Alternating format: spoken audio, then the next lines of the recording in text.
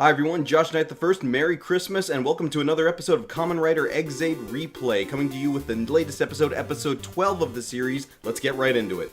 So, wow, yes, this episode right here, episode 12, this was...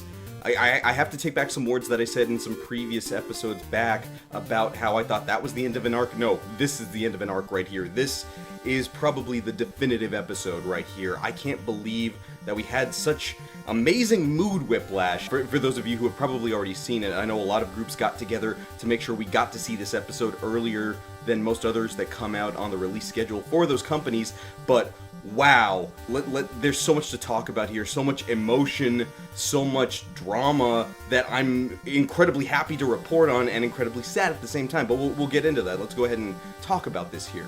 So picking up from last episode, we're still dealing with the last patient, the kid and his mom. The kid broke his leg, but also has been possessed by an upgraded Salty. He's the host for the Bugster virus, Salty, there in his body. The mom's still trying to figure out what's wrong with him. Can you guys help him? And really, that's one half of the episode. That and the Christmas portion of the episode. And then there's the second half of the episode, which is much more dramatic and plot involved. But let's focus on that first part, dealing with Christmas, since today is Christmas. We're recording this on Christmas. Most likely you guys are celebrating Christmas today, so, you know, happy holidays to everybody. So it seems that with the first part, with that patient, the kid wants his parents to spend more time with him. He feels a little neglected. Apparently they run a full-time bakery. They don't necessarily have as much time for him since they're very busy. But as such, he still loves them. He still wants to, you know, be loved by them. So he makes this little, basically a Christmas wreath that he put together himself. He was climbing a tree to do it. And while he was doing that, that's how he busted his leg. That makes sense as a theme for this time of year. This is the time of year where people want to be with family or people they care about. So it's nice to see that the kid is at least coming from a place of family. Look, I wish you guys weren't so busy. I want to spend time with you. The fact that you guys are so busy is the reason I don't like Christmas. I totally get that.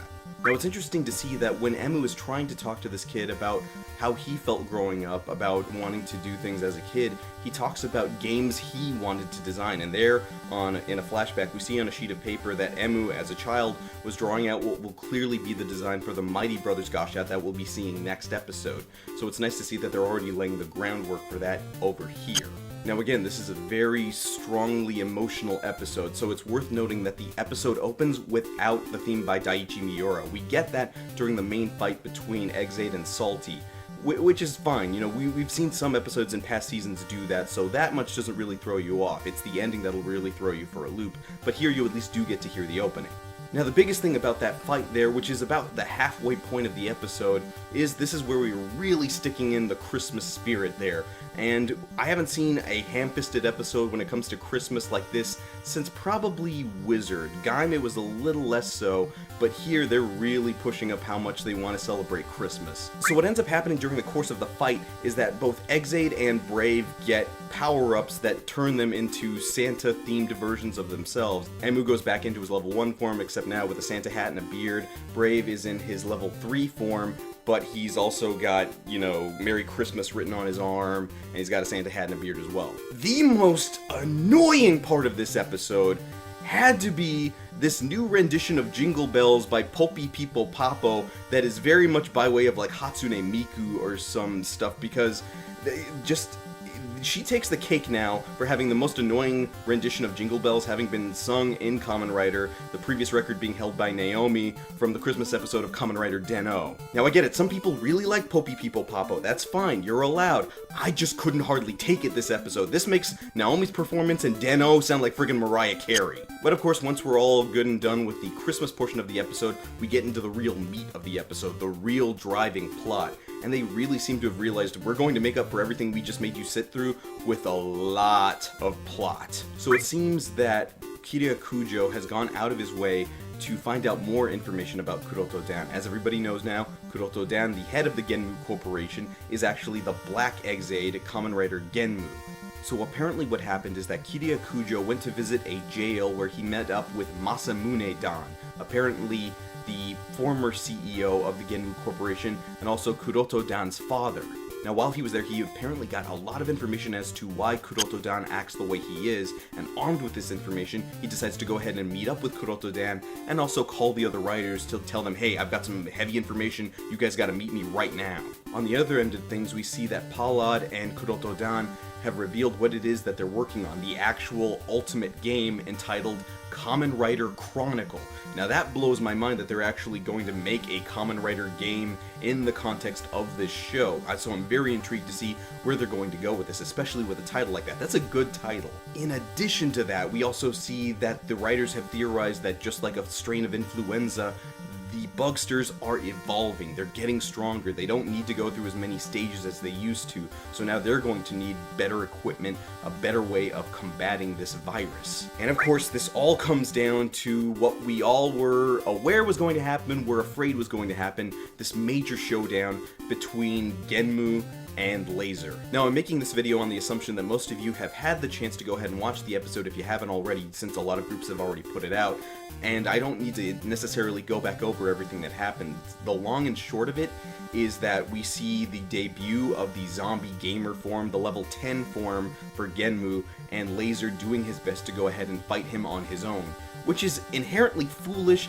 but at the same time it really bolsters his position, at least in my mind, as a hero. For a second there, it looks like Laser was going to take up Genmu's offer to go ahead and have this new Gashot in exchange for his silence, but he faked him out. He told him, no, I don't believe you, I want to defeat you, and I want revenge for my friend from 5 years ago. Now, if you've watched Toku, if you've watched a lot of other tokusatsu shows, things can be very tropey, and in a lot of ways you can clearly see that Kiriya is tripping all of these red flags, showing you're not gonna make it past this episode. And I knew that watching it, and I was aware of this, but I still was compelled to watch, because the way they showed this was incredibly dynamic, incredibly emotional. As you watch the fight, as you watch Genmu having clearly tricked Laser, and this fight is clearly one-sided, you still see the resolve in Kiriya to go ahead and fight back, to still try, to still be there, even though he's clearly outclassed and outmatched. And when it's all said and done, Laser is defeated, his health bar is depleted, he is going to experience game over. This is a given. He's given some time in between the end of the fight and the end of the episode to go ahead and get a couple of extra words out, but this is it. We are clearly shown this is the end for him. And his parting words to Emu there, you know, keep your smile, stay the you that you are now. You're the only one who can do this. You're the only one who can change the world. Granted, he could have said a lot more. He had the chance to say a few more sentences that were really important, but I get it. It's plot. We've got to build it along. Still, though, very highly emotional. And you get it there with the visuals, everybody there hovered over his body. He fades out, and the very definite game over. He's gone. We have lost Kiriya Kujo.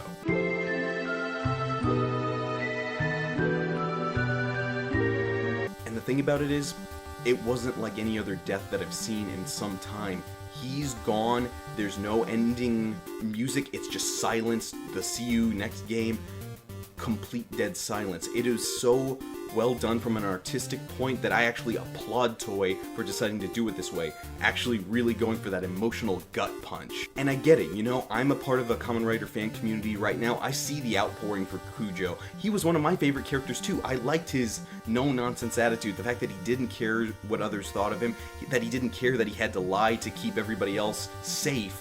That was his character. That was the person that we'd been introduced to over these last 12 episodes. And for that, I'm going to miss him. It actually means something to me that we lost him right here. And for that reason, I actually hope he stays dead. As some of you might remember from Kamen Rider Gaim, we had a potential death that could have really affected the plot, but then at the last second towards the end, they brought the character back, and it didn't quite mean as much. The thing about it is that in shows like this, you're aware that the main character, if he dies, he's not really dead. He has to come back. He's the main guy. We need him to defeat the bad guy. That's fine. But when a character whose support, who means something to you, passes on or is killed, there's something there for the hero to fight for. There's vengeance. There's justice that needs to be met out. As far as this series is concerned, because of the fact that he was killed for knowing too much, for those of you that are familiar with the series Full Metal Alchemist, that makes Kiriya Kujo the Maze Hughes of Kamen Rider Exade, and that's saying something right there. In that sense, Laser joins the ranks of Kamen Riders like Kamen Rider Chaser or Kamen Rider Zonki, who gave their lives nobly in battle. And from the look of it, even though we're watching the same show, the series isn't going to be the same from this point out. And I love that. For something that I was so unsure about going into it, I mean, admittedly, yes, I was absolutely going to give it a try. This has me. This is the story I wanted. This is something that actually grips me, that I care about what happens to these characters. I care about where they're going to go from here. I actually want to see where they go. And this all goes into next week's episode where, yes, we will see the debut of the Mighty Brothers Goshot that was shown in the Heisei Generations movie that just came out, but we will also see that the CR is deciding we're going to go public with the information on the Bugster virus. That will change the entire dynamic of how they're going to relate to the public. But yes, I don't want to call it right here. I hope it doesn't stay stagnant right here, but this was by far the best episode of the series. I can't believe that I was actually just there in silence, sitting in front of my screen looking at this, thinking, man, I actually care about what happened. I'm actually gonna miss Kujo terribly. That's why I decided to go with this instead of just a t-shirt today. It means so much that they've decided to do this, so much that they've decided to invest in the storytelling like this, and I know it didn't just affect me, it probably affected a lot of you guys watching the show too, so let me know in the comments below. Do you really like Genmu's new form like I do? Do you really not like Popey People Papo's rendition of Jingle Bells? And what did Kiryu Kujo mean to you guys? And of course, during the week, you can always talk to me over on social media. On Twitter, I'm at JoshKnight1st. This has been Exade Replay for episode 12 of the series, Christmas Special, The Targeted Silver Christmas. I'm Josh Knight the First. I'll see you guys in the new year.